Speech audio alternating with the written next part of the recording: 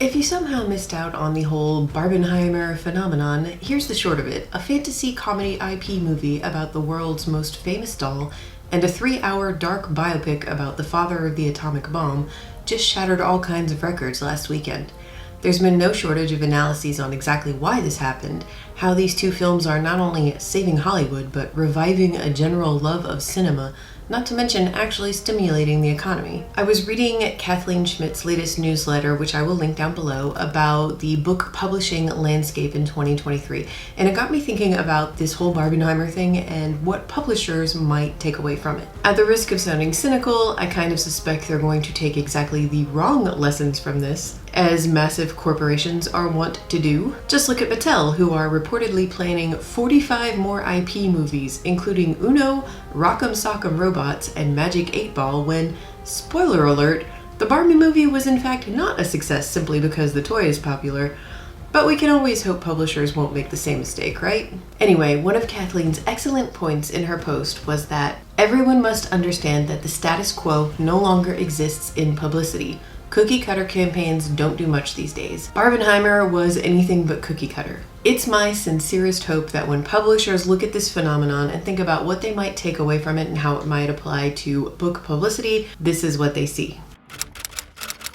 Quality, originality, and substance get people to open their wallets regardless of genre.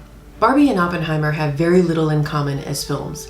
Vastly different genres and target audiences, yet a staggering number of people made it a double feature weekend, which is a huge part of the reason both films outperformed expectations financially. A lot of dudes who never would have gone to the Barbie movie, and a lot of young girls who never would have gone to see Oppenheimer did.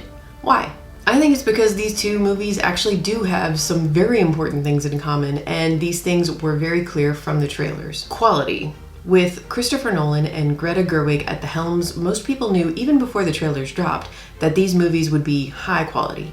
If Oppenheimer had been a dry, dull biopic, or if Barbie had been an easy IP cash grab, this whole phenomenon wouldn't have happened. There was already a buzz around both movies that would have existed had they not shared an opening weekend. The fact that they did just amplified the buzz for both. Originality. Both films in their own ways take risks with storytelling, format, and design. Both films had incredible casts that were encouraged to take risks in their roles. Perhaps the biggest risk of all was the lack of CGI in two films with premises that seemed destined for the reliance on VHX most studios use and abuse today. Substance. The filmmakers of both movies have spoken at length about their visions, what they wanted to say, and how they went about saying it. Across the board, critics and fans are saying their efforts paid off. It almost goes without saying that Oppenheimer's message is going to sit with you for a long time. But it's a pleasant surprise that so many people are saying the same thing about Barbie. It'd be pretty naive of me to say publishers should just stop caring about trends. But the publishing industry is all about risks. Literally every book contract, every advance against royalties is a risk. And I would love to see the industry take more risks on books that could be trend setters instead of trend followers. I've lost track of how many crash and burn stories I've heard out there about authors who were given 6 or even 7-figure advances for their debut novels that were honestly just kind of derivative and chasing a certain audience of an already big hit. And then they just fell apart, never earned out their advances, and in a lot of cases their careers ended before they really started. Publishers, please take note of the lesson that I believe Mattel is about to learn. You can't throw Rock'em Sock'em Robots at the Barbie crowd and expect the same result. But you can keep an eye out for outside-of-the-box submissions from aspiring authors with Gerwig-esque potential. Personally, I couldn't have cared less about the Barbie movie until I saw that very first teaser trailer. You know, the one that plays on Stanley Kubrick's 2001: A Space Odyssey and clearly says, this isn't just for kids, it's also for adults who loved playing with Barbie, and maybe just for anyone ready for a fun-as-hell summer popcorn flick without giving away a single thing about the plot. It's easy to imagine what a cookie-cutter marketing plan for the Barbie movie might have looked like. But that's not the route the Barbie movie took, because this movie itself is anything but cookie-cutter. Books that are aimed at the same audience won't always benefit from the same marketing plan. There are countless rom-coms, thrillers, picture books, etc. for us to choose from, and our algorithms bombard us with ads in all the likely places, to the point where it's all just noise, and I'm speaking here as a reader. I know publicists and marketing teams are already looking for ways to make every book they put out stand out. That's the whole job. But from an author perspective, we're all being told to do the same thing to promote our books.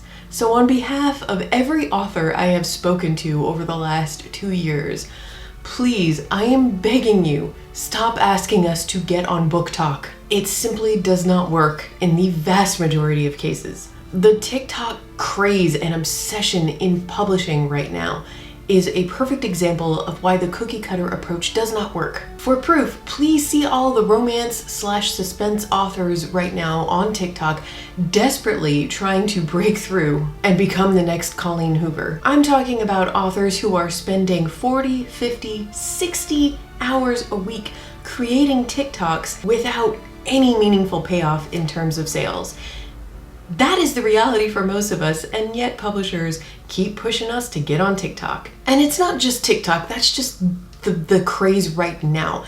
Across the board, I think publishers have just been misunderstanding social media, and not just them, all of us have been. In my opinion, both political parties in the United States right now, maybe one a little more than the other, are still learning the hard way that viral tweets don't translate to actual votes. We've had a few surprise election results over the last few years that weren't actually all that surprising if you took out the Twitter of it all and just looked at actual real-life statistics. Likewise, Instagram likes and TikTok views don't normally translate to real sales for authors. I'm not saying authors shouldn't have some kind of online presence and be willing to do some sort of promotional work for their books. We should. But most of us could put in 40+ hours a week on social media outreach, and it's not going to result in meaningful sales for our books. Even worse, it's taking away valuable time from what we're actually supposed to be doing, which is creating more stories.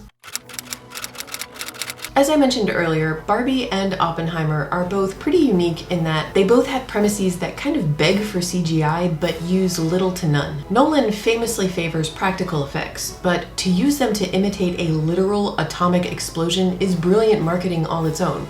I know I'm not the only one who immediately thought, how are they going to pull that off? Now I have to see it. Gerwig also went for practical effects and real sets, drawing inspiration from several Golden Age films like The Wizard of Oz, The Philadelphia Story, and The Red Shoes. I mean, the Barbie film set caused a literal worldwide pink paint shortage. Again, the glimpses we got in trailers and promotional videos served as incredible marketing all its own. Let's compare that to the last few Marvel releases, many of which have had very disappointing openings at the box office and received lackluster reviews, which is putting it kindly. The CGI has been, What? not their best work. And to be clear, the blame for that does not lie on the animators, but on Disney executives who overwork, underpay, and exploit their VHS artists. Turns out, no matter how big and popular the IP, that's just not enough to draw a crowd. Marvel fans aren't gonna show up just because it's Marvel. Quality and substance matter. Look how incredibly well Into the Spider-Verse and its sequel did, both again in terms of numbers at the box office and also critical reception. The writing and voice acting are top-notch, and the animation was nothing short of groundbreaking. When a Marvel movie flops, it's not because people are tired of superhero movies. It's because they're only going to show up for a film that looks like it was made with actual effort and care. Vision, creativity, and ambition, stories with these qualities resonate with us. They draw a crowd and they get that organic word of mouth that no marketing strategy can effectively mimic. Films like Barbie and Oppenheimer succeed because the quality is there at every stage, from writing to costumes to soundtrack to casting to set design. Without all of the people who do that often thankless work, we wouldn't have great films at all. And now's a good place as any to encourage you to donate to the Entertainment Community Fund or look at other non-financial ways you can support the artists participating in the WGA and SAG-AFTRA strike. Links down below. It's only a matter of time before that strike reaches publishing. Actually, it's already here. Maureen Johnson tweeted earlier this month, "Authors, we need to stand up with the actors. AI is already here in our work. I just spoke to a very famous author who has to remain nameless for legal reasons. They are held up in a contract negotiation because a major publisher wants to train AI on their work." Publishers want to train AI on our work. I would love to hear their reasons for wanting to do this. I'm sure they've got a great way to spin it to make it sound like it's actually going to be beneficial to authors in some way, right? Or maybe there is no spin. Hollywood executives certainly seem to be saying the quiet part out loud. Okay, Writer's Strike 101, what are we fighting for? We're fighting for the survival of television and film writing as a sustainable career, period. The streamers and studios are trying to eliminate the writer's room. They're trying to force screenwriters to write endless drafts for free. They're trying to turn late night writing from a career into a gig job, and we're not gonna let them. According to SAG, what studios were saying was that they would like to hire a background actor for one day, meaning a day rate, whatever it might be. Probably somewhere around $200 to $300, scan their likeness, and then excuse them from work and not need them ever again. But then, and this is the scary part, they would own that actor's likeness forever. Considering studio executives are publicly stating that it is their plan to let writers and actors start losing their apartments and homes before they will sit down to negotiate, I'm gonna go out on a limb and say publishing executives probably aren't looking out for the best interests of their authors either, especially when it comes to AI. Let's set aside the fact that we're already talking about executives making millions off the creative work of very underpaid and undervalued workers. These executives wouldn't be so hell-bent on avoiding any AI-related negotiations if they didn't have even bigger dollar signs in their eyes. And how short-sighted is that? Because this might be my biggest takeaway from Barbenheimer. People respond to authenticity. It's almost like, I don't know, humans respond to humans? AI is really cool, and honestly, I think there's a place for it. I think it can be beneficial if it's properly used and regulated, but ultimately, art needs visionaries. Do you see what I'm getting at? Barbenheimer didn't happen because of Barbie and Oppenheimer. It happened because of Gerwig and Nolan and all of the other amazing people who worked on those films. There's no creation without creators. I know that sounds glib, but I just feel like executives both in Hollywood and publishing have been forgetting that over the last several decades. The current reckoning has been a long time coming, and these AI contract clauses were just the final push. AI can mimic a storyteller's style. It can't create a new visionary storyteller. It can follow trends, it can't set them. Blockbusters are trendsetters. Let's be real, if Disney could use AI right now, legally, to write, film, and edit their Marvel movies while using AI-generated actor likenesses and voices, would they do it? I think they would. A much better question is, would fans show up? Maybe I'm too optimistic, but I really don't think so. I've seen some cool AI-generated trailers on YouTube. They're a fun way to pass 90 seconds. I wouldn't sit through a whole 2 hours.